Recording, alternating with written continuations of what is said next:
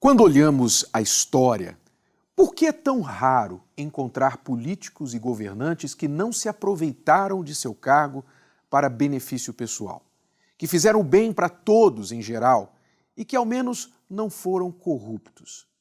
Bem, a história também nos traz algumas respostas. Na Bíblia, no livro de Juízes, existe uma parábola que se aplica muito aos dias de hoje.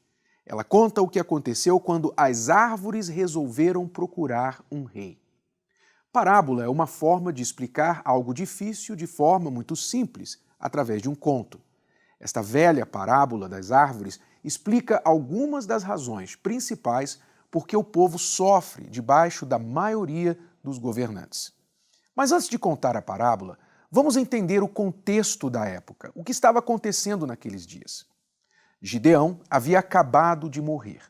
Ele foi um grande líder que libertou a nação de Israel das mãos de vários inimigos. Enquanto ele viveu, houve paz em toda a nação. Este fato sempre se repete: tal o líder, tal a nação. Aconteceu que, depois que Gideão morreu, um de seus filhos, Abimeleque, quis reinar no seu lugar. Quando ainda estava vivo, Gideão afirmou que nenhum de seus filhos reinaria sobre Israel. Ele queria que o povo seguisse a Deus como líder. Mas Abimeleque entendeu que o povo queria um líder que pudessem ver. Tomado de ambição pelo poder, este filho de Gideão, Abimeleque, queria o trono da nação só para ele. Só havia um problema. Gideão tinha muitos outros filhos.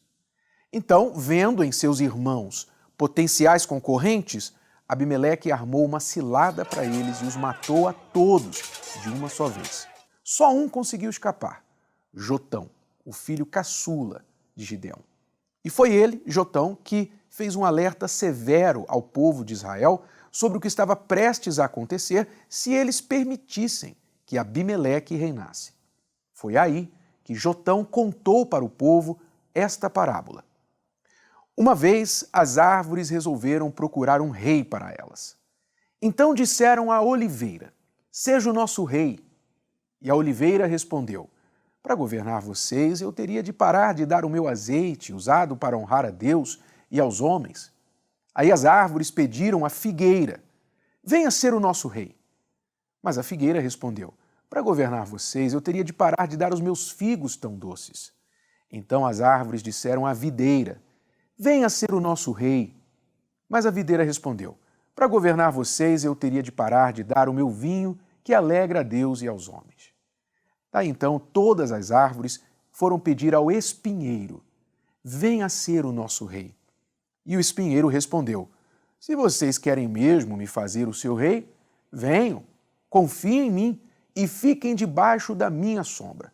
Se não fizerem isso, sairá fogo do espinheiro e queimará todas as árvores do Líbano. Algumas lições desta parábola para os nossos dias e as respostas às nossas perguntas são bem claras.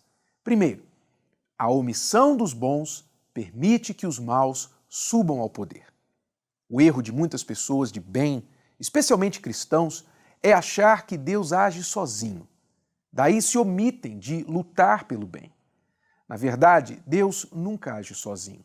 Ele usa pessoas para fazer a sua vontade aqui na terra.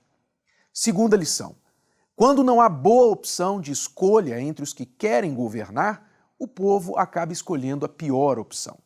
É como na parábola: os que têm algo de bom para oferecer costumam se escusar dos cargos de governo e assim deixam espaço para os espinheiros ocuparem. Quantas vezes numa eleição você já teve de escolher o menos pior, quem vai espetar menos? Terceira lição: quando os maus governam, todos, bons e maus, gostando ou não, ficam debaixo da sua sombra, ou seja, da sua autoridade. E uma vez no poder, os espinheiros vão criando leis e tomando decisões que ferem a todos, exceto a si mesmos e aos que o apoiam. A parábola das árvores reforça para todos nós uma velha lição. Não é a ação dos maus que destrói o mundo, e sim a falta de atitude dos bons. Como cristão, nunca se omita do processo de eleger os seus governantes. E eleja quem tem histórico de uma vida alinhada com os princípios de Deus e também da família. Senão, todos nós, especialmente os nossos filhos, irão sofrer amargamente.